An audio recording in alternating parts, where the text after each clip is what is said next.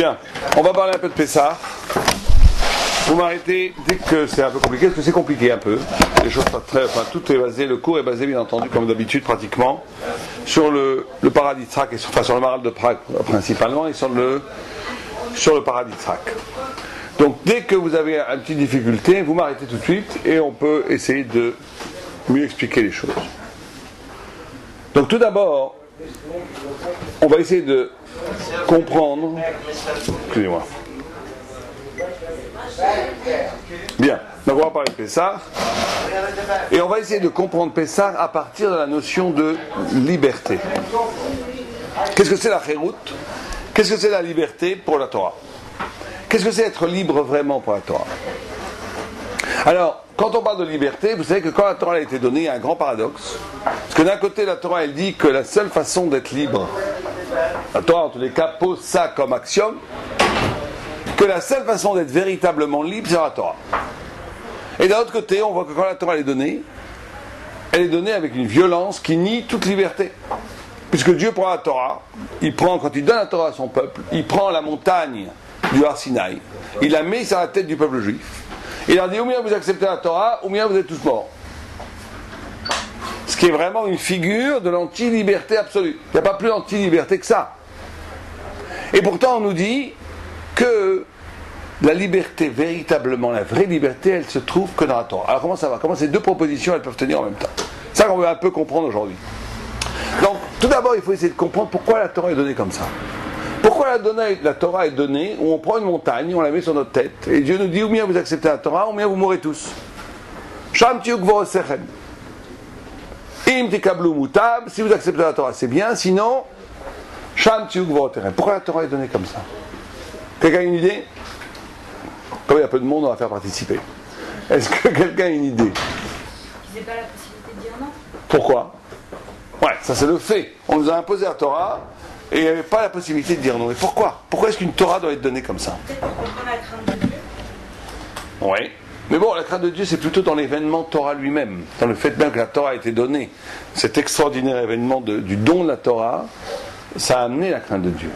Pourquoi et qu'est-ce que ça nous apprend à nous? Alors la première chose que dit le Maral, c'est que la Torah doit être donnée comme ça parce que la Torah est nécessaire à l'être.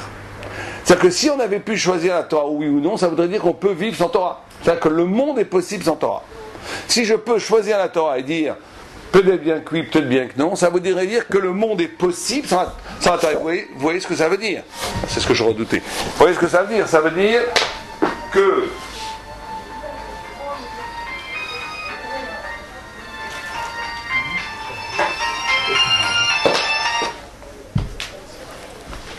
ça veut dire que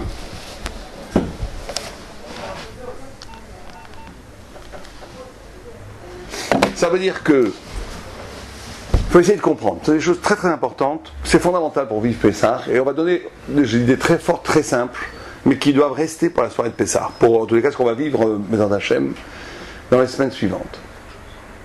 Quand on nous dit que la Torah elle est nécessaire, ça veut dire que la Torah c'est pas une religion. Ça veut dire que avant même que le monde soit créé, il y a Torah. C'est le sens du texte, il nous dit Istakla Boraïta Vebraït Alma. Dieu a regardé la Torah, il a construit le monde. À partir de la Torah qu'il a construit, qu'il a créé avant le monde.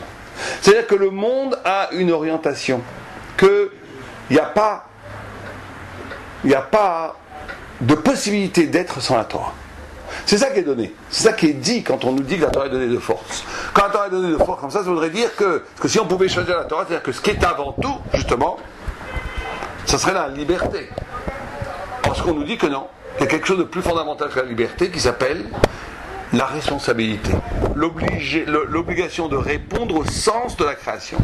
La création, le monde, il a une orientation. Il veut dire quelque chose. Et on est obligé de découvrir le sens. C'est aussi bien vrai pour l'univers entier, comme c'est vrai pour notre vie à nous. On a été créé pour quelque chose, il faut trouver avant même. La liberté va se vérifier, on va expliquer pourquoi. En réalité, c'est la seule liberté possible. Mais pourquoi la liberté va être utilisée pour découvrir quelque chose qui est plus ancien que moi, mais qui est pourtant moi. Ou découvrir le sens du monde qui est plus ancien que le monde. Oui, vous voulez dire quelque chose? Alors pourquoi il n'a pas créé la Torah en même temps que la création du monde? Mais il l'a créé avant, pour montrer justement que la Torah est plus fondamentale. Elle est le plan. Pourquoi quoi? Parce que si on ne peut pas vivre sans, pourquoi il n'a pas donné à la création du monde? D'abord, il a donné. Adam Arishon, il a donné que la Torah. Mais en plus, la Torah, la façon de donner la Torah, c'est pas l'événement sinaïque, on va en parler. C'est un événement, c'est une des figures du don de la Torah. Mais la Torah, elle est toujours donnée. La Torah, elle est donnée dans le ventre de la mère. On dit que l'enfant, quand il est dans le ventre de sa mère, il étudie toute la Torah. On dit que Adam Arishon étudie la Torah. On dit qu'Abraham Avinu étudie la Torah, etc. Donc la Torah est toujours donnée. Mais on peut recevoir la Torah en voyant un coucher de soleil. Abraham Avinu, il a appris la Torah en regardant le monde.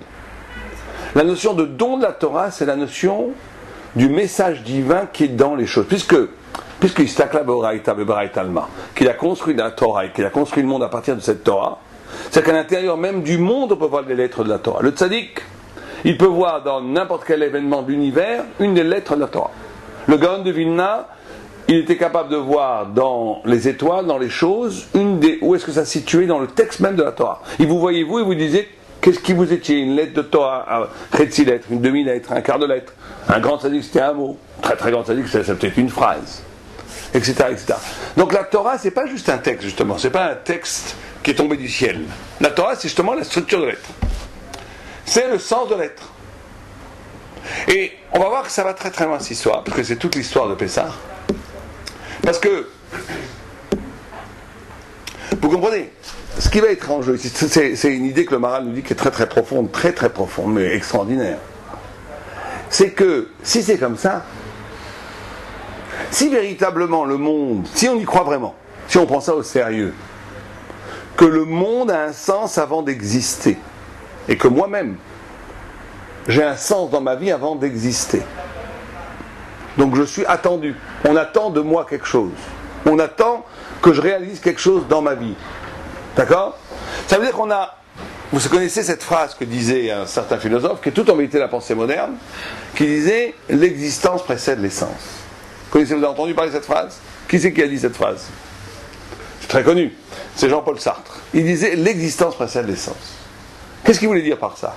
Il voulait dire le contraire de ce que la Torah elle dit, mais c'était intéressant. Il veut dire que le monde, exactement le contraire de ce qu'on vient de dire. Le monde au début il est neutre.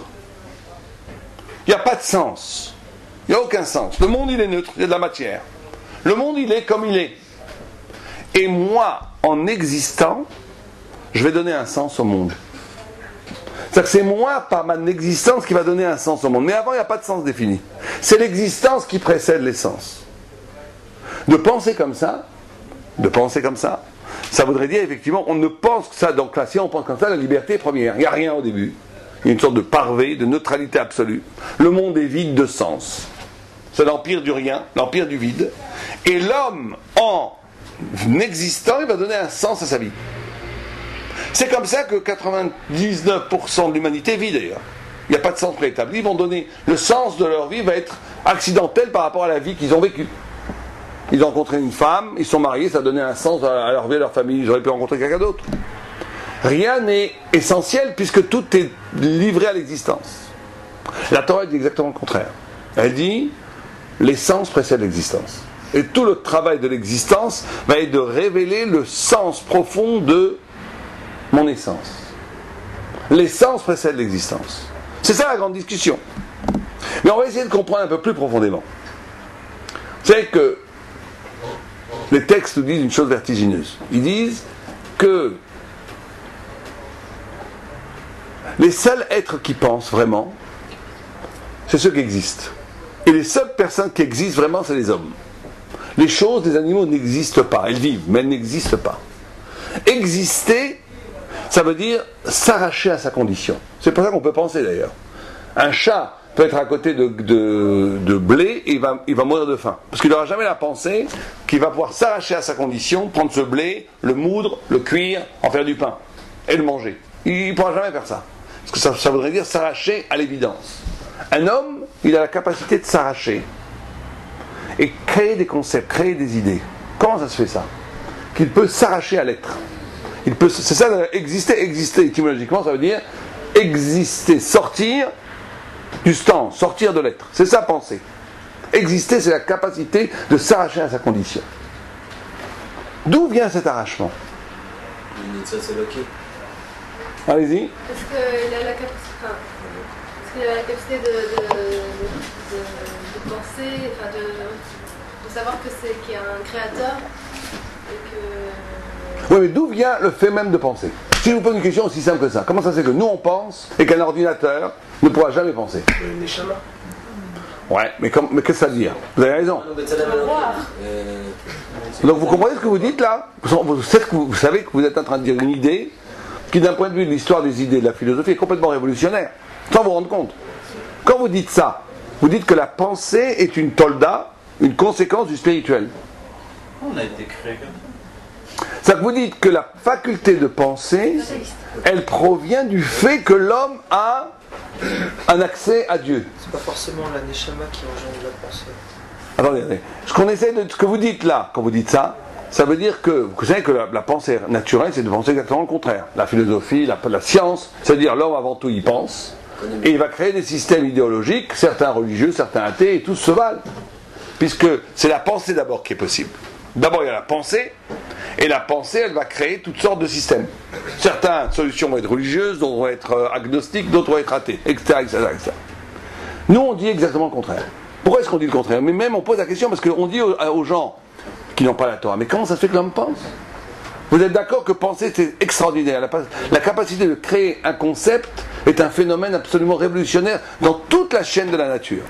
Aucun autre élément, il y a des millions, des milliards en vérité, de chaînes dans le cycle naturel de la création, du minéral au végétal, à l'animal, en passant jusqu'à l'humain. Le seul qui peut penser, qui peut créer des concepts, qui peut s'arracher à la matière, c'est l'homme. Aucun autre ne peut faire ça. Pourquoi? Alors justement, nous on dit, et la Torah dit, et c'est révolutionnaire comme pensée, c'est de dire c'est parce que l'homme est spirituel qu'il pense. C'est pas parce qu'il pense qu'il peut arriver à la spiritualité. Vous comprenez le débat?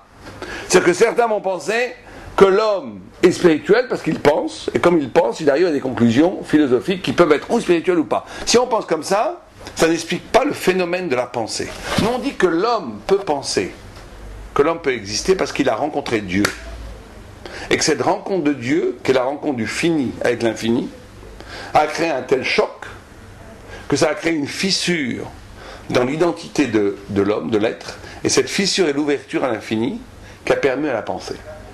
C'est le choc, c'est la rencontre de la transcendance de l'infini par le fini qu'est l'homme, qui a permis et c'est ça exister. L'arrachement de la matière, l'existence, elle est le lieu de l'accouchement de l'extraordinaire miracle qu'est la pensée. Et donc vous voyez, ça change tout. Ça veut dire que maintenant, on ne pense plus. On n'est pas spirituel parce qu'on pense parce qu'on est spirituel. Et ça, c'est la première chose qu'il faut bien comprendre après ça. Oui, allez-y. Vous dites que les animaux ne pensent pas, quand non. le serpent a été en contact avec Dieu. Oui, le serpent, c'était pas un animal au sens que des animaux qu'on connaît aujourd'hui. C'était une sorte de création qui avait son libre arbitre, qui était une sorte d'autre forme de l'humain.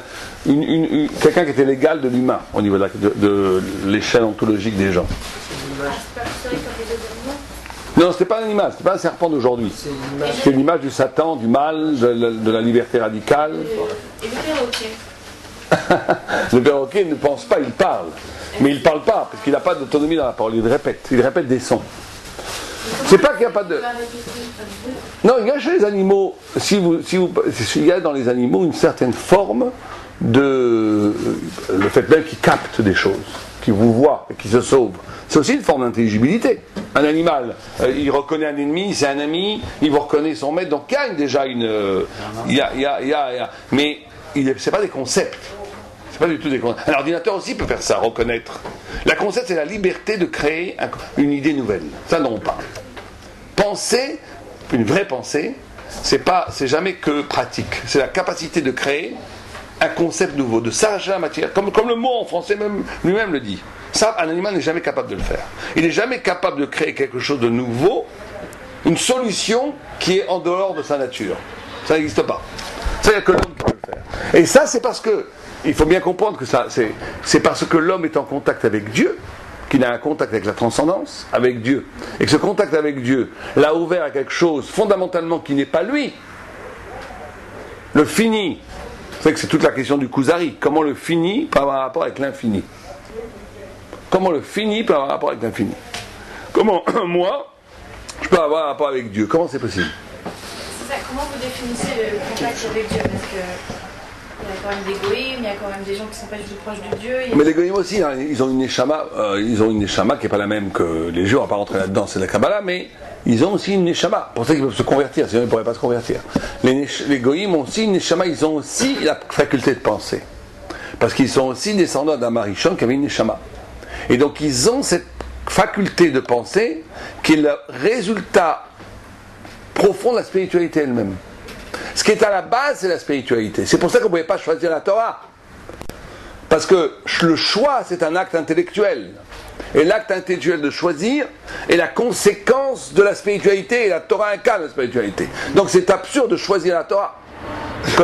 La cause ne peut pas la conséquence ne peut pas choisir sa cause. C'est ça le pshat que la Torah a été donnée de force. C'est-à-dire que le choix n'est pas simplement indésirable, c'est qu'il est impossible. Puisque la faculté même de penser procède du fait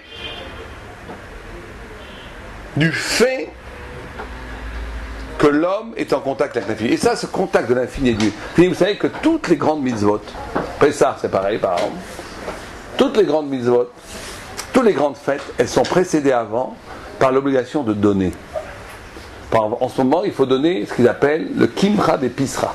Il faut donner la farine aux pauvres. Avant Purim, on donnait le martit shekel. Tout le temps, il faut donner à Sukkot, on doit donner la Zdaka, à Rosh Hashanah. Tout le temps, il faut donner. Pourquoi?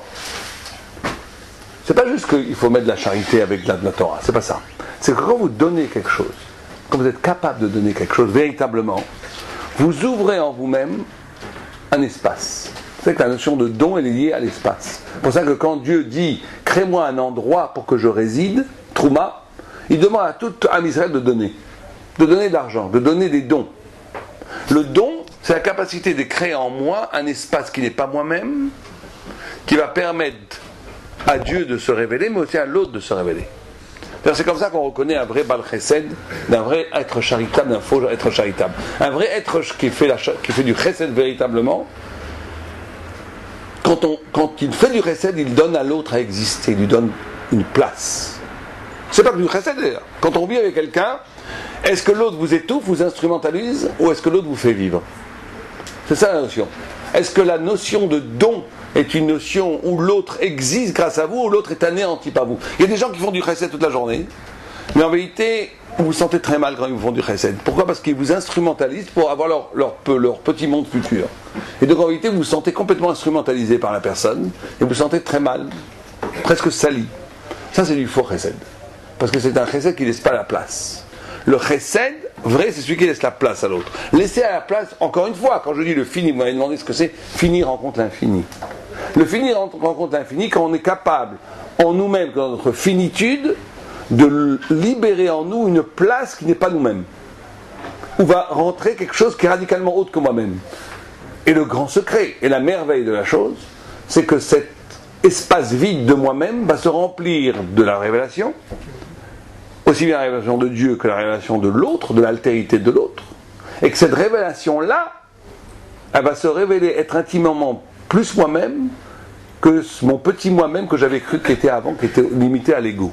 C'est pour ça que le tzaddik, ou celui qui étudie un petit peu sérieusement la Torah et qui travaille véritablement sur lui, il se découvre en s'abandonnant. Il se découvre en abandonnant son ego. Plus il est égo, plus il est égotique, plus il est balgava, plus il est orgueilleux, plus il est soucieux de lui-même, en vérité, plus il est fondamentalement étranger à lui-même. Il n'est rien. Il est une coquille qui s'intéresse qu'à lui. Plus quelqu'un va se casser ça, s'intéresser véritablement à l'autre, s'ouvrir à la dimension d'infini qui est en lui, c'est-à-dire à Dieu, plus il va toucher à l'intimité de ce qu'il est. Et plus il va véritablement devenir lui-même.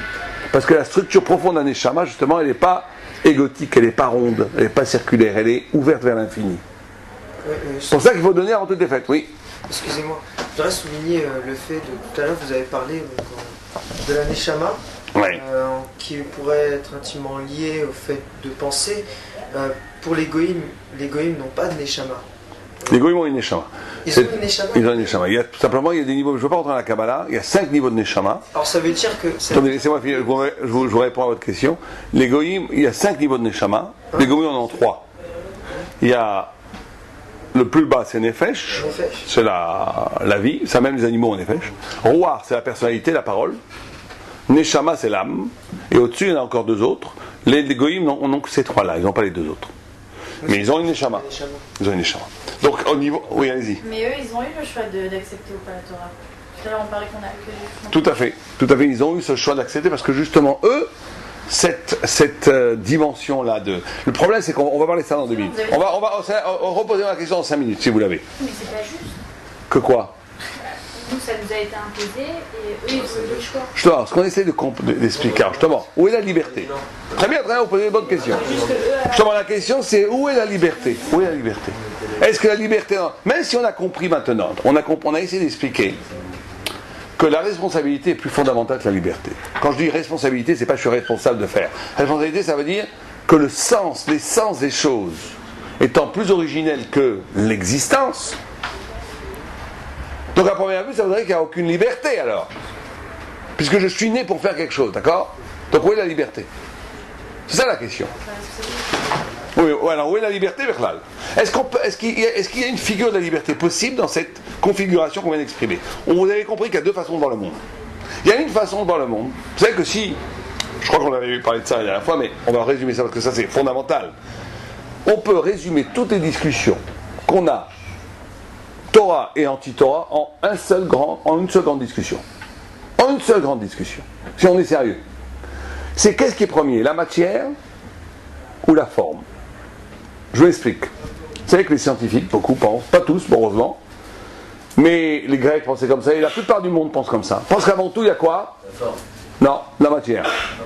Le Big Bang, c'est qu'il y a une sorte de, avant tout, il y a une sorte de matière, d'énergie absolue, que cette énergie va devenir matière.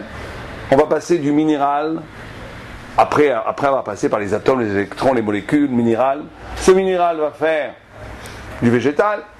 Le végétal va faire de l'animal, l'animal va faire une sorte de singe vivant, le singe poilu va se lever un peu, il va devenir des poilus, il va après, il va devenir un homme, et l'homme il va monter, il va penser à Dieu, et on va arriver à l'idée de Dieu. Donc la pyramide, elle est de la matière à l'idée. Ça c'est la façon anti-Torah de voir. Comprenez? On peut être très spirituel, on peut être très artistique, on peut être très culturel, mais on peut penser que cette culture, cette spiritualité est le résultat d'une immense chaîne qui commence avant tout par la matière première. Ça, c'est une façon anti-Torah de penser. La Torah, elle dit exactement le contraire. Elle dit Istak la boraïta bebraïta alma. Dieu a d'abord créé la forme séparée, ce qu'appelle le Maral, la Tzura Mouvdelet, et après, il a créé la matière pour incarner, donner chair à cette idée. Vous comprenez bien que toutes les discussions vont dépendre de ça. Si on est dans un monde où, avant tout, il y a matière, donc toutes les formes d'idées, vous pensez ça ou je pense ça ou quelqu'un pense ça, ça vient de quoi? Ça vient de l'histoire de votre matière. Donc si vous pensez ça, c'est parce que vous pensez comme ça, mais moi je pense autrement parce que j'ai une autre histoire. Donc en réalité, il n'y a pas de vrai débat. Parce que chacun va accoucher des idées qui sont le résultat de l'histoire de la matière. Donc il n'y a pas de vrai débat, et là on est dans un débat, on est en vérité, pour ça que je dis qu'il n'y a pas de vraie liberté non plus, puisque tout va être déterminé par l'histoire de la matière. Alors que si on dit, et là on s'approche de la liberté juive, si on dit qu'avant tout, il y a une sourate, il y a un sens, dégagé de toute histoire, premier, et qu'après Dieu a créé un monde dans lequel il va falloir vivre pour trouver le sens. Donc là il y a la liberté, ou bien de découvrir et de dévoiler ce sens, ou bien de l'oublier. Et donc c'est ça la vraie question. C'est les deux systèmes. Ces deux systèmes, ils se retrouvent toujours partout. Mais on va essayer de comprendre plus profondément. Cette forme et cette matière, bien sûr qu'on a besoin. Mais on dit que, qu'est-ce qui est premier? Est-ce que ce qui est premier, c'est l'idée? Est-ce que le sens de votre vie est avant votre existence, ou c'est l'existence qui va donner le sens de votre vie? Est-ce que dans l'univers entier, avant tout, il y a eu de la matière inerte, neutre, qui ne disait rien? Et c'est à partir de l'extraordinaire sophistication de l'histoire, qui est peut-être millénaire, de la matière qu'on a créé des formes, des idées. Ou bien non, l'idée était plus ancienne que la matière. Et tout Pessah, ça va être ça. Toute l'histoire de Pessah, ça va être de s'arracher de cette façon de comprendre, où la matière est première, pour passer à un monde où l'idée est première. Parce que vous comprenez bien qu'en vérité, on rejoint ici une liberté, une idée, une des figures de liberté beaucoup plus haute. Parce qu'en vérité, c'est la seule liberté que j'ai. La vraie liberté que j'ai, c'est d'accepter de réaliser pourquoi j'ai été créé ou de le refuser. Ça, on a la liberté. Et ça va même plus loin. Vous savez que dans la Torah, il y a écrit, ne lis pas, quand on a gravé, quand Moshe, et où Dieu la première fois et Moshe la deuxième fois, a gravé les tables de la loi, il y a écrit Charut ala luchot. Gravé sur les tables. Et la Gemara dit, ne lis pas Charut, lis Cherut, liberté. Où est-ce que c'est liberté quand il écrit tu ne tueras point, tu ne voleras point, tu feras Shabbat? Je veux bien que ça soit magnifique, mais où est-ce que c'est liberté? Pourquoi les 10 commandements sont liberté? C'est des lois d'acier qui t'obligent, c'est tout, il n'y a que des obligations là-bas. Tu respecteras tes parents, tu ne convoiteras point. Il y a quand même un librairie. Pourquoi c'est liberté ça? Pourquoi c'est Cherut? La Gemara ne fait pas juste un jeu de mots. Elle dit ne lis pas Charut à la luchot, lis Cherut à la luchot. Pourquoi c'est liberté? Ça permet de vivre ensemble en liberté. C'est grâce à ça qu'on sera libre de choisir. Pourquoi? Si on respecte ses commandements, on sera Pourquoi? Vous avez raison, mais pourquoi? Parce qu'on laisse au prochain la liberté.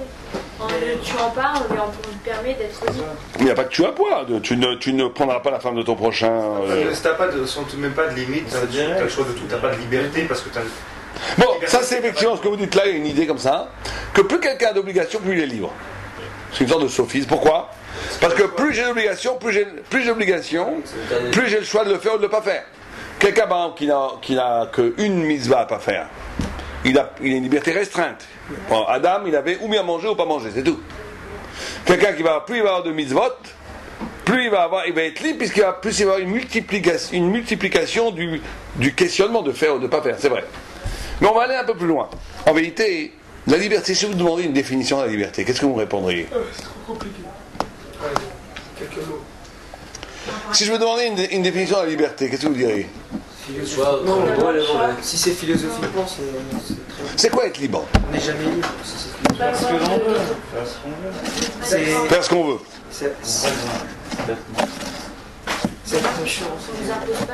Mais si cette volonté elle-même, elle n'est pas libre, c'est pas être libre de faire ce que je veux. Si je veux faire quelque chose parce que ma mère m'a obligé de penser comme ça, je suis pas libre.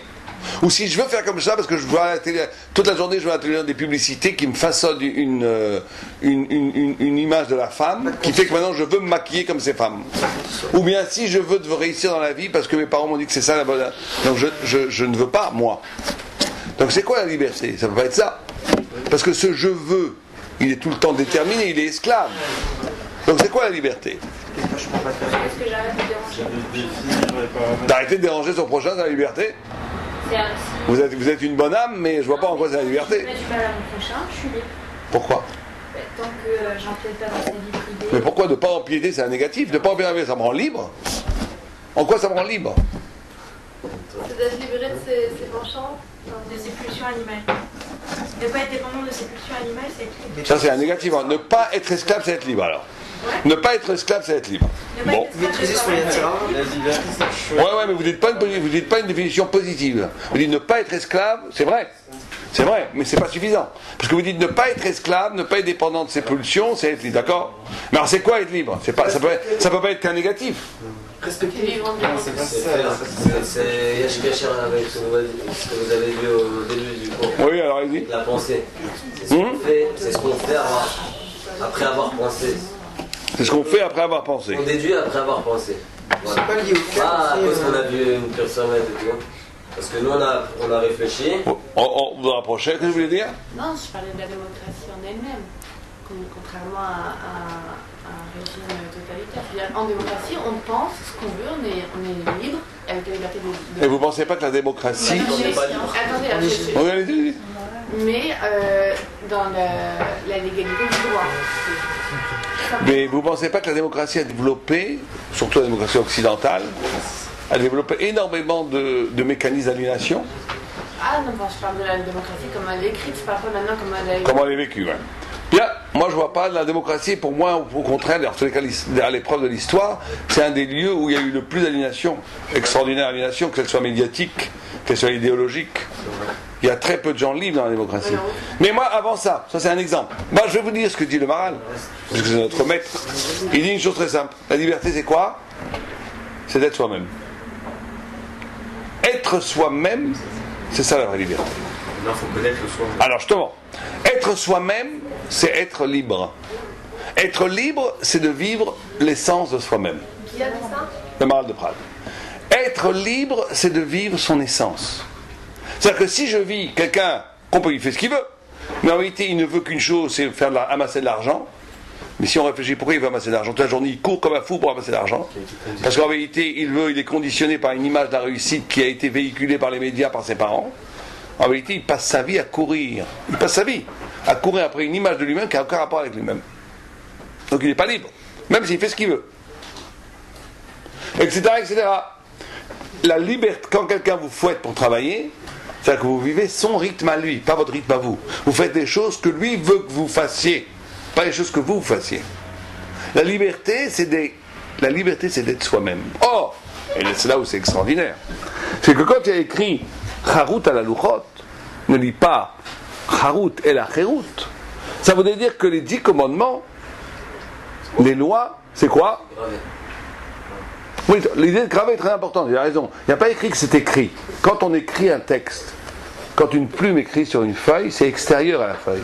Quand c'est gravé, ça veut dire que le ktav, il est une chelek du support. C'est que le ktav, l'écriture, est une partie, elle est inscrite dans la chair même de la table. C'est-à-dire que, continuons le raisonnement. Si on nous dit que Charut à la Luchot ne dit pas Charut à la Luchot, mais Cherut à la Luchot, et que la liberté c'est d'être soi-même, que le raisonnement nous amène à quoi? Que les mitzvot c'est quoi? C'est la liberté. C'est la liberté, mais pourquoi? L'essence de soi-même. Voilà.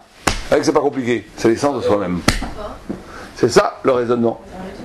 C'est que si il y a écrit Charut à la Luchot, c'est-à-dire que les mitzvot, et c'est là où il y a une différence avec les goïm. On va finir juste ça, 2 secondes, parce que c'est important. C'est que la conscience, c'est ça la conscience qu'un juif doit avoir, c'est que beaucoup de gens considèrent les mitzvot, beaucoup de gens même font les mitzvot, mais ils considèrent que ces mitzvot sont un impératif divin extérieur à moi, qu'en vérité pas grand chose avec moi, mais je le fais parce que j'ai pas envie d'être brûlé au Guéhinom, allez savoir pourquoi. C'est-à-dire que les mitzvot sont quelque chose d'extérieur à mon essence. Alors que c'est exactement le contraire qui est vrai, c'est complètement faux.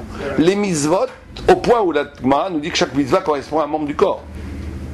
Les mitzvot sont l'épanouissement le plus profond de mon intimité géniale, de ma génialité. Au point où on nous dit être libre, c'est de faire les mitzvot pas parce qu'il faut les faire comme un impératif extérieur, mais parce qu'elles dévoilent ta vraie essence. Et chaque mitzvah va dévoiler une essence particulière. C'est technique les mitzvot? Pas que technique. La mitzvah révèle une potentialité en toi. La mitzvah, je vous donne un exemple. Il y a une mitzvah que tout le monde vit ici comme une partie de soi-même. J'en suis sûr. Laquelle? Tu ne tueras point. Tu ne tueras point, par exemple. Vous, si vous ne tuez pas quelqu'un, c'est pas parce qu'on vous a dit de ne pas tuer à l'extérieur. Vous ne pouvez pas tuer quelqu'un. Et si vous tuez quelqu'un, qu'est-ce qui se passe en vous? Vous êtes détruit. Si demain vous assassinez une grand-mère dans la rue, ou même pas dans la rue, dans sa chambre, vous allez vous sentir tellement mal que vous allez être déprimé à vie. Pourquoi? Pourquoi? Bon, si c'est un ennemi, c'est pas un assassinat. On n'a pas le droit de tuer un arabe stam, hein. On n'a pas le droit de tuer un arabe stam. Mais si c'est un terroriste, c'est une mitzvah. C'est une mitzvah si c'est un terroriste. Mais on ne parle pas de ça du tout. On parle de tuer un homme, d'accord? Un homme innocent. Alors quand vous tuez cet homme innocent, pourquoi ça vous détruit à vous? Pourquoi celui qui tue se tue lui-même? Il s'éloigne de lui-même. Voilà, c'est de moins en moins compliqué. Parce que tu ne tueras point est constitutif de mon être. C'est pas juste comme pour ça. Mettre les tefilines, ça n'a aucun rapport avec moi, je mets les tefilines. Bon. Je les mets parce qu'il faut les mettre, mais ça n'a aucun rapport avec moi. Tu ne tueras point, tu comprends très bien que si tu tues, tu te dévastes ta figure humaine. Tu détruis ton humanité. C'est pour ça que d'ailleurs ça nous fait. Donc tu ne tueras point, tout le monde comprend que c'est le premier des 10 commandements, c'est Charut à la Luchot, Cherut à la Luchot. Je suis libre quand je ne tue pas, je deviens moi-même quand je tue pas. Et bien, pour le tzaddik, ce qui est évident au niveau du meurtre, l'est pour toutes les mitzvot. Un tzaddik, il ne peut pas vivre sans Shabbat. Ça aussi, beaucoup de gens l'ont. Quand on a fait plusieurs fois des Shabbats, qu'on a vécu des beaux Shabbats, ça devient une partie de nous-mêmes, on ne peut plus vivre sans Shabbat. Ça devient une partie inhérente à l'être, à nous-mêmes. Et bien le tzaddik, plus il grandit, plus les mitzvot, cette envergure, ça touche toutes les différentes mitzvot. Oui, qu'est-ce que vous voulez dire? Tout à l'heure, vous avez parlé du pour Chesed. Ouais. Quelqu'un, il fait une mitzvah qu'il ne ressent pas vraiment la Dieu. À ce moment-là, il ne s'approche pas de son propre soi-même. Alors c'est ça justement qui est assez fabuleux. C'est que les mitzvot ont cette double dimension. Elles ont une dimension, c'est en même temps la parole de Dieu, donc transcendance absolue. Non, c'est pas mon ego, c'est pas moi. C'est la révélation à l'infini. Et en même temps, elles révèlent la partie la plus intime de moi-même. Mais on a expliqué après que la partie la plus intime de moi-même, c'est pas l'ego. C'est justement cet espace ouvert à l'infini qui s'avère être ton vrai toi-même. Et donc c'est le lieu même des mitzvot. Les mitzvot, c'est la jonction de l'infini et du fini. C'est pour ça d'ailleurs que vous savez que la seule façon d'être joyeux, c'est comme ça. Parce que si quelqu'un il est qu'avec lui-même, avec son ego, il est triste.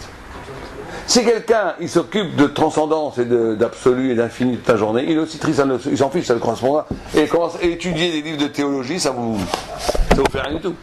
Ça n'a aucun rapport avec moi. Là, le bonheur, la joie, c'est justement quand elle est deux. Quand je suis en même temps moi-même, et qu'en même temps ce moi-même a une dimension d'absolu, d'infini. Quand c'est les deux en même temps. Quand ce moi-même, donc la mitzvah, est en même temps complètement moi-même, mais que ce moi-même n'est pas limité à mon petit moi-même, mais qu'il a une dimension d'infini. Et là, c'est la joie réelle, c'est ça. La joie, c'est quand je suis capable de tisser ma vie, à l'infini de la parole de Dieu. Oui. Ça fait très peur l'infini, parce que il n'y a pas de, justement, dans l'infini, il n'y a pas de fini, c'est-à-dire que je ne fais pas rien. Non, l'infini, ça veut dire que justement, vous n'êtes pas limité. C'est que votre vie est liée à quelque chose qui n'est pas limité. Il est où le but? Il n'y a plus la notion de but. Il n'y a plus rien à ici. Le but, le but, c'est d'arriver à ce qu'on appelle la dvekut Hashem, d'arriver à une proximité à Dieu, qui fait que ce but est toujours infini, ne s'arrête jamais. Hier, on a réfléchi, comme par hasard, cette petite notion d'infini, c'est un problème. Ça fait peur quand même. Parce que si Mashiach vient aussi après la mort ou quoi, après il n'y a plus notion de rien. Ça on n'en sait rien, J'ai peur, je suis pas bien. On n'a pas de ressenti. Non, ça vous parlez d'autre chose. Vous parlez d'un confort intellectuel qui fait que dès que j'ai 3-4 petites idées, 3-4 façons de vivre, dès que ça dépasse, c'est dangereux, ça fait peur. Vous avez raison. Mais il ne faut pas avoir peur de ça, parce que si on a peur de ça, on ne grandit jamais. Si on a peur, il y a des gens, vous savez que voir, apprendre, c'est regarder, s'étonner, être capable de s'étonner. Et à partir de cet étonnement, reconstruire le monde. C'est toujours comme ça. Tohu, Bohu, Bria. Comme le monde a été créé, comme ça on comprend. Confusion, étonnement, et à partir de cet étonnement, on donne une réponse et on crée un système intellectuel qui répond à cet étonnement. C'est ça, penser. Et ça, les enfants le font. Je ne sais pas si vous regardez les enfants de 2-3 ans, ils le font. Les enfants pensent très fortement, parce qu'ils organisent le monde qui est autour d'eux. On le fait jusqu'à 2, 3, 4, 5, 6, 7, 8 ans. Certains s'arrêtent à 8 ans. Toute leur vie, ils vont continuer à voir avec le regard qu'ils ont eu à 8 ans. Pourquoi ? Parce que c'est assez confortable. Ils ont bâti 3, 4, 5, 6 idées, ils savent se débrouiller, ils répètent infiniment jusqu'à 120 ans. Alors ça fait peut-être pas peur, mais c'est triste. C'est qu'on ne grandit pas, on n'évolue pas. Alors que ce qui est demandé à l'homme, c'est toujours de renouveler. Alors ça fait peur, parce que effectivement, on a l'impression qu'on n'a jamais rien de définitif, qu'il faut toujours Mais on renouvelle à partir du moment où on a atteint un but. À partir du moment où c'est infini. Oui, l'infini n'enlève pas le but, parce que l'infini est parsemé du but. Vous faites ça, et après vous faites ça, après vous faites ça, après vous faites ça. Mais le but final, il n'y a pas. Le but final, le but final, c'est l'infini lui-même, c'est de rejoindre Dieu lui-même. C'est la dvekut avec Dieu. Ce qu'on appelle dans le livre de Kabbalah et de Moussa, le fait, plus que ça, le Messias Yesharim dit que l'homme a été créé, l'essence même de l'homme a été créé pour les Enot Miziv Ashrina. Les Enot Miziv Ashrina. Donc ça, c'est ce qu'on appelle, vous comprenez ? Donc ça, c'est effectivement, mais il ne faut pas se donner de limites justement dans les buts. Mais ça ne veut pas dire que ça enlève les buts qu'on peut avoir tout le temps. Il faut se donner des buts tout le temps. Il faut tout le temps. Cette réalisation, ce qui est important, c'est que la réalisation que vous voyez ne se ferme pas sur elle-même comme définitive. C'est ça qui est important. Il ne faut pas que ça vous ferme à vous-même. Il faut qu'au contraire que chaque accomplissement soit le prétexte d'une autre découverte. Il parle de but après la mort. Ah, putain, il n'y a pas de but après la mort. Après la mort, on n'est plus dans le monde, dans l'économie du but. Ah bah oui, mais vous êtes jeune pour vous angoisser de ça. Oui, allez-y. Ça n'a rien à voir avec ça, mais tu vois, vous parliez qu'en fait, quand on arrive à accomplir son soi, on atteint la liberté. Alors justement, c'est une figure de la liberté nouvelle. C'est une figure de la liberté qui n'est pas je fais ce que je veux, puisqu'on sait que ce je veux est conditionné par toutes sortes de choses qui ne sont pas moi. C'est que je fais ou j'atteins le but du pourquoi j'ai été créé. Et ce but, quand j'atteins ce but de pourquoi j'ai été créé, ça amène une joie extraordinaire, parce que c'est en même temps moi et c'est en même temps Dieu, les deux en même temps. Vous savez que on est toujours, la Gemara elle appelle un tefar, qui est une mesure, quand il est exactement lui-même, quand c'est exactement un tefar, elle appelle un tefar atzouv, un triste tefar. Quand il est un tout petit peu plus large, elle appelle un tefar sameach.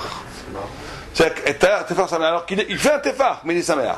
Être joyeux, avoir cette possibilité de joie, c'est d'être soi-même. Mais dans une dimension qui dépasse les limites de soi-même.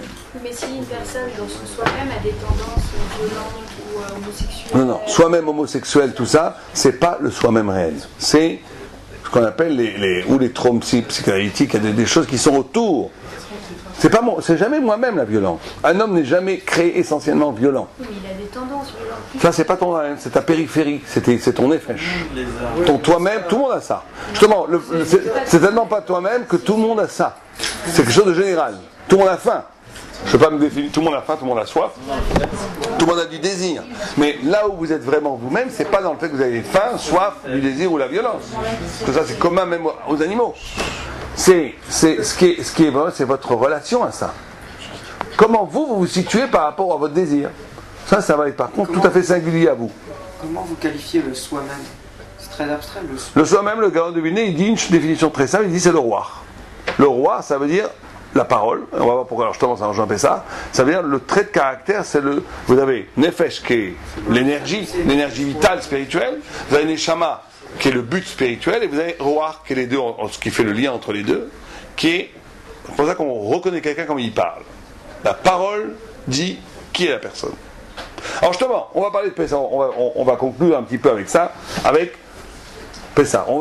D'abord, on va juste, avant de parler du Seder, en quelques minutes, à la lumière de ce qu'on a dit, on va expliquer un petit peu les mitzvot qu'on va faire en 3 semaines.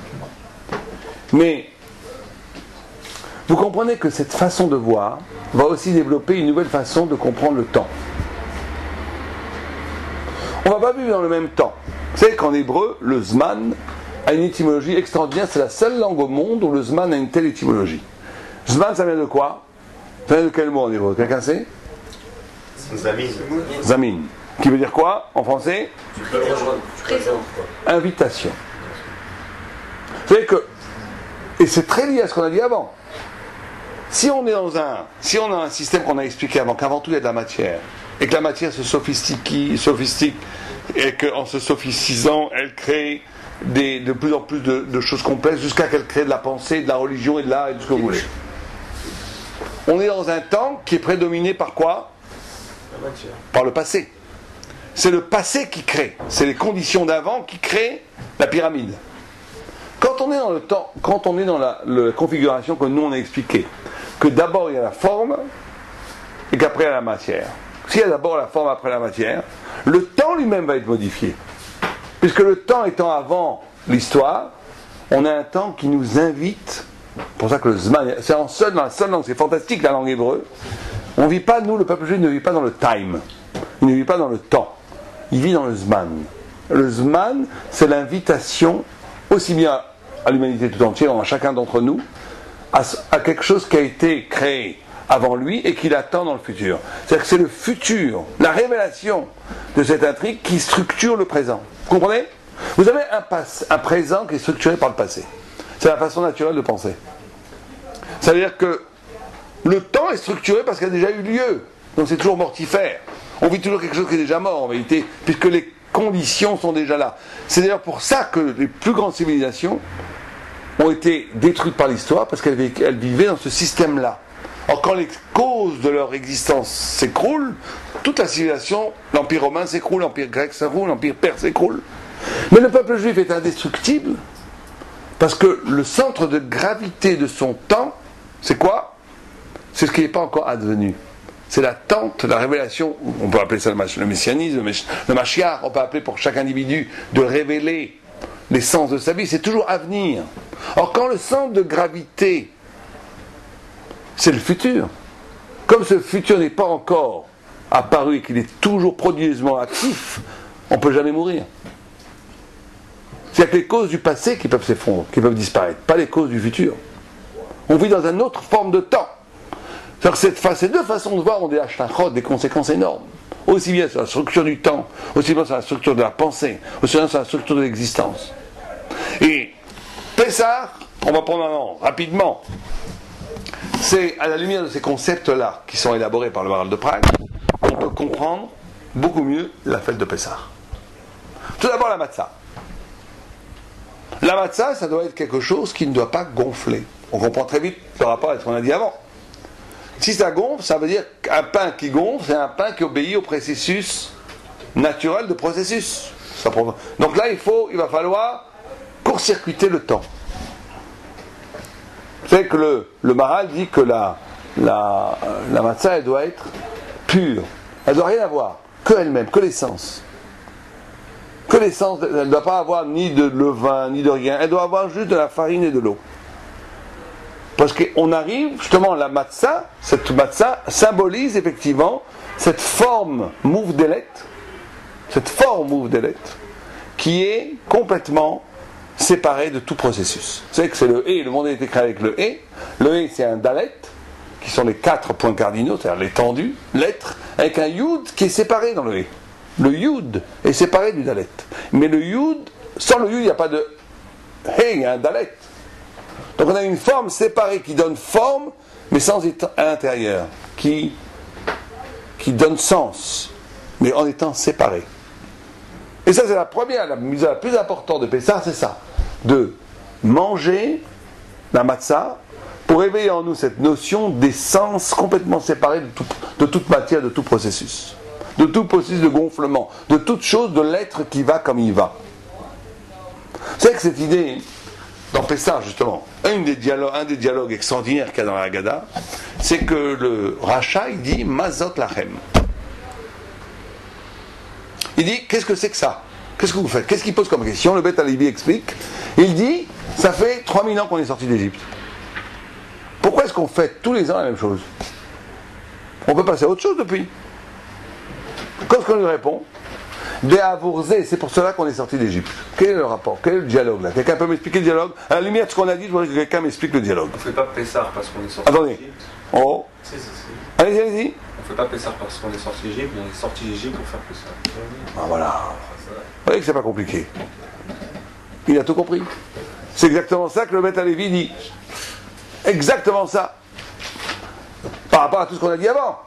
Le Racha, lui, croit que pourquoi est-ce qu'on fait Pessah? Parce qu'on est sorti d'Égypte. Ça veut dire quoi? Vous comprenez? Faire Pessah parce qu'on est sorti d'Égypte, on est dans cette logique que la spiritualité de Pessah est une conséquence de quoi? De la matière, de l'histoire matérielle. On est sorti d'Égypte, ça a créé un rite.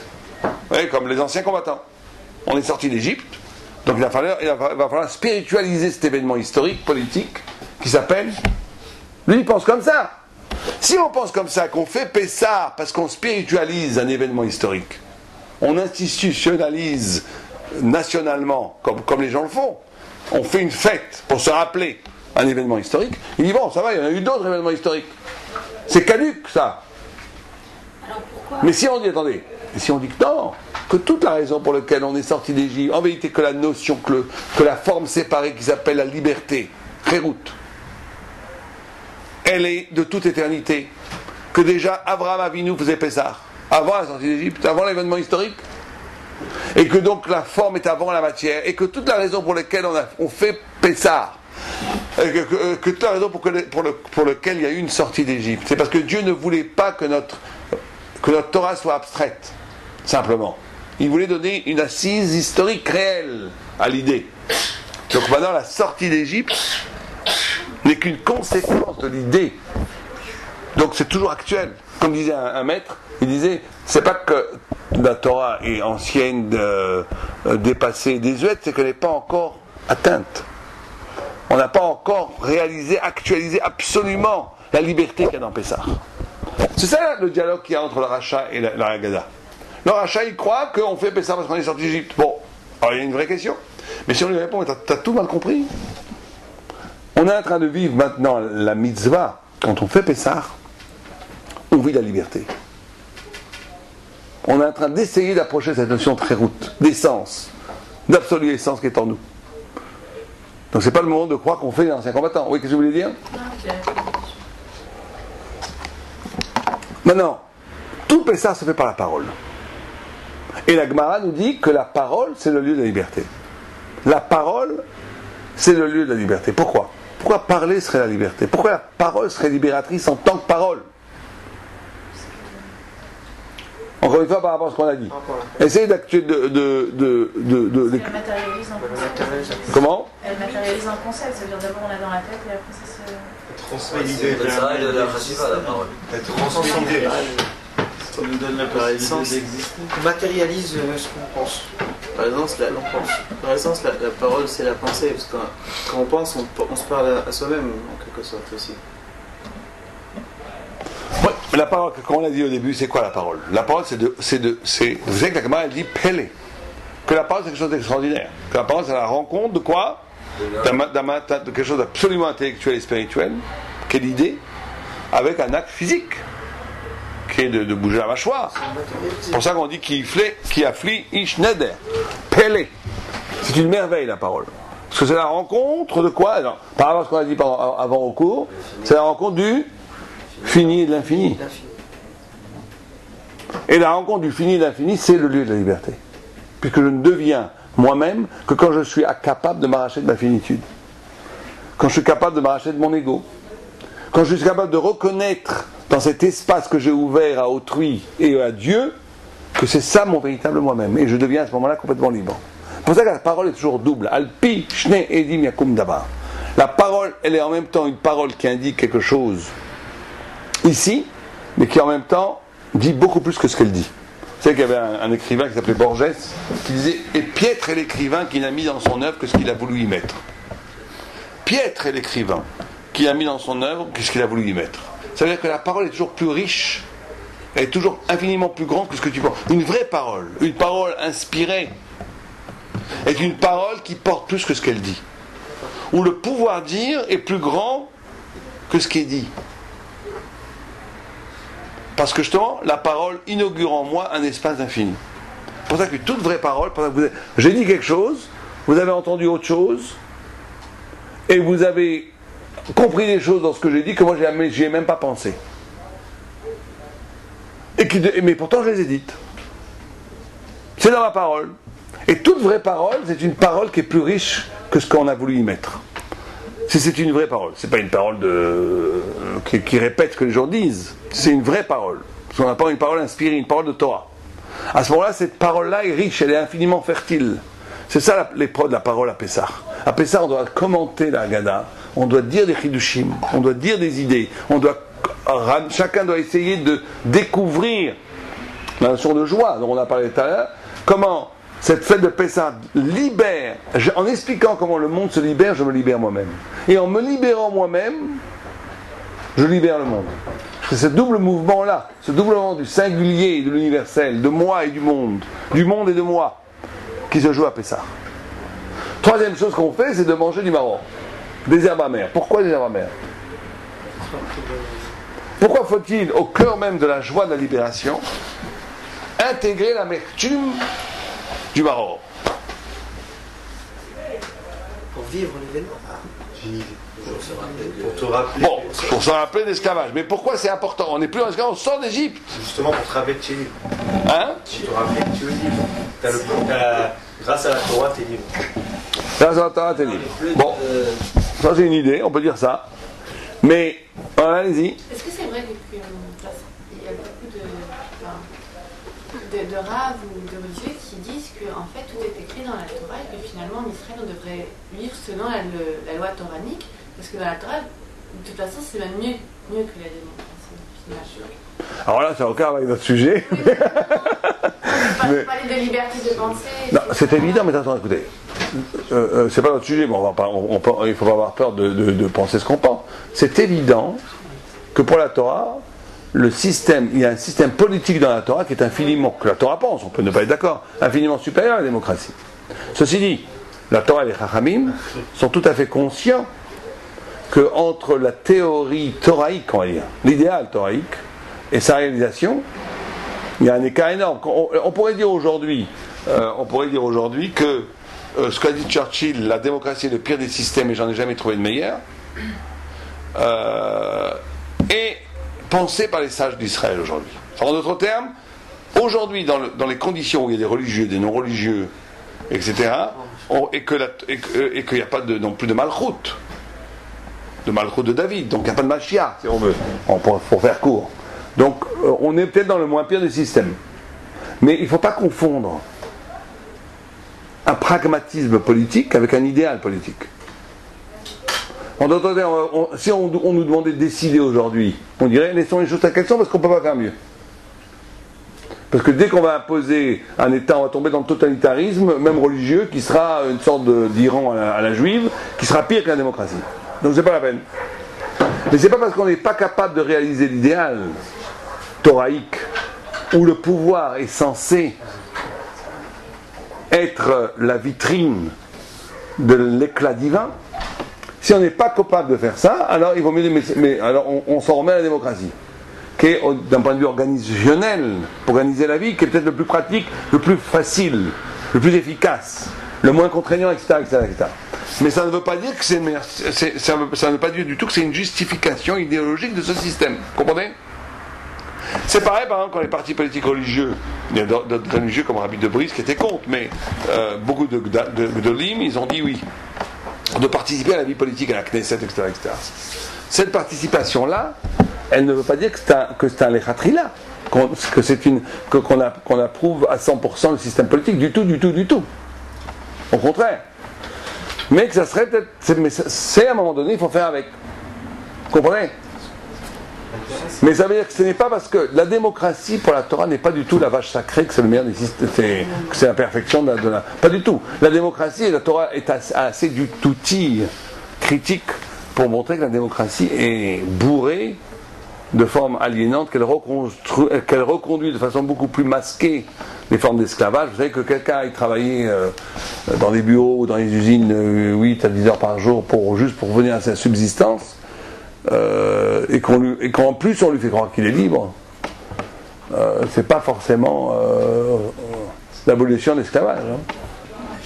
Donc on n'est pas du tout dans le meilleur des systèmes du monde, du tout. Ceci dit, là, la plupart, tous les grands sages d'Israël, les grands Gdolim, disent qu'il ne s'agit absolument pas de prendre le pouvoir. Si on nous donnait le pouvoir aujourd'hui, on le refuserait. Si on donnait aux sages d'Israël le pouvoir, la plupart disent qu'il faudrait le refuser, parce qu'on n'est pas capable aujourd'hui d'instaurer un monde politique de la Torah qui serait capable d'élever et de rendre les gens infiniment plus heureux que ce que fait la démocratie, parce qu'on n'a pas les kélim. On n'a pas aujourd'hui les kélim. D'abord les kélim, il faudrait que tout le monde soit religieux pour ça. On ne peut pas faire ça par la force. Donc il faudrait qu'il y ait un accord commun. Il faudrait que tout le monde soit ressensible à cette révélation. Si effectivement, il y a des micro-systèmes, dans les shivot, dans les shuvim, haridim ou autres, ou même sionistes religieux, il y a des systèmes où c'est gouverné plus ou moins énormément, éminemment par la Torah. Et ça se passe de façon très très intéressante d'ailleurs.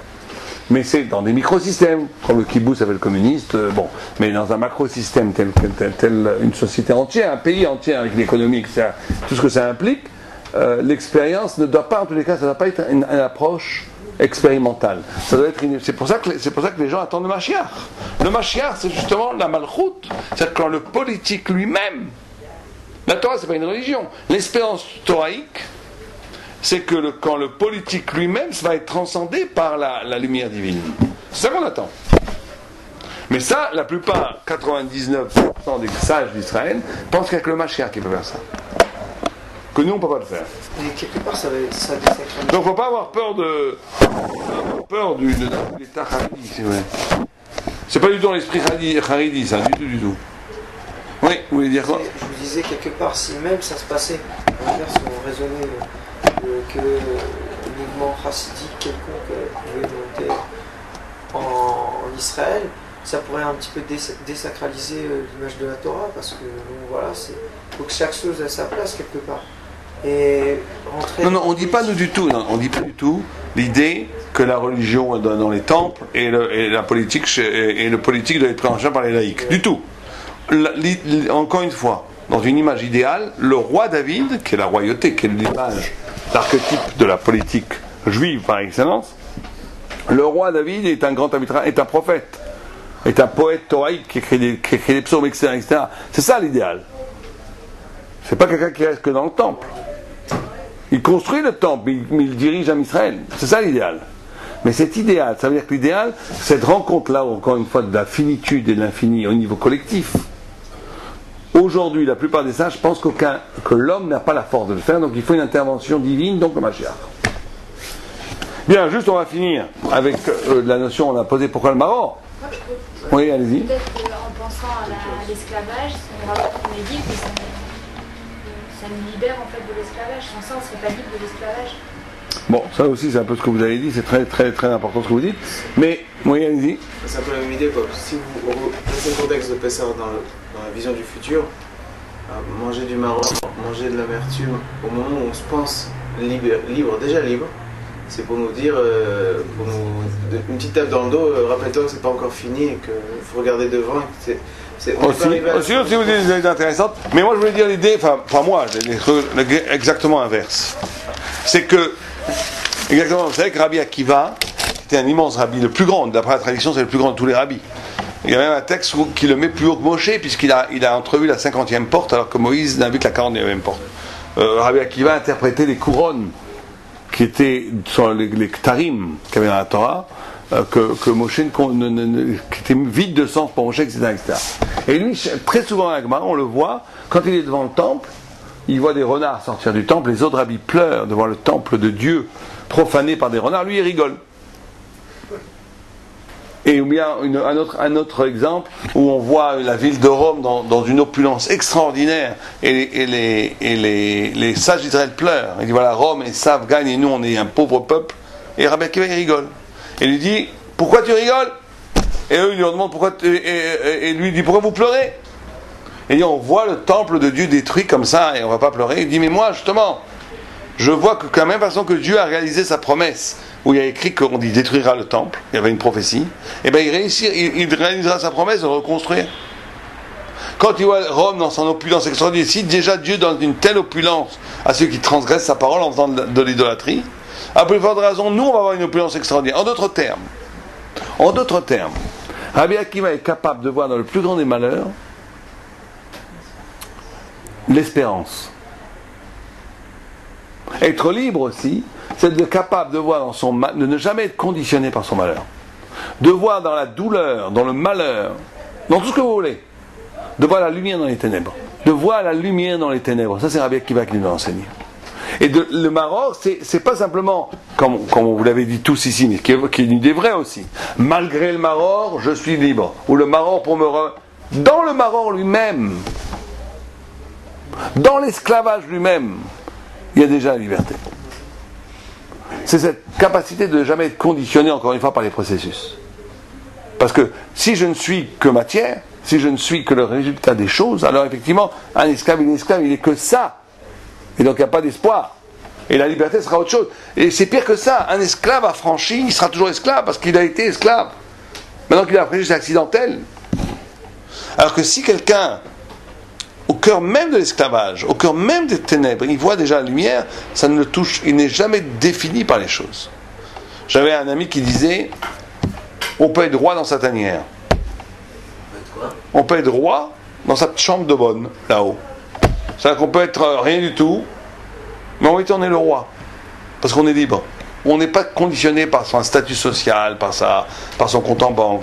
On est un roi. Parce qu'on pense, parce qu'on est libre. Et moi je rajoute, on peut être esclave dans un palais. On peut être esclave dans un palais. La liberté, c'est la capacité de ne jamais être définie par les choses. De garder toujours l'élégance, cette distance, cette liberté par rapport aux choses. C'est ça être juif. Être juif, c'est cette capacité de ne jamais être réduit. Les goïms ont toujours voulu nous réduire, l'être a toujours voulu nous réduire. On ne peut pas réduire le peuple juif. Parce qu'il a justement une relation verticale avec Dieu, une sorte de flamboyance de rapport avec l'éternité qui fait, avec l'infini justement, qui fait qu'il n'est jamais circonscrit, il n'est jamais limité. C'est le fait même d'être juif, de faire plier la matière devant l'absolue forme. Moshe Rabbeinu, il fend la mer Rouge. La mer, l'eau, c'est l'archétype même de la matière. Elle se fend.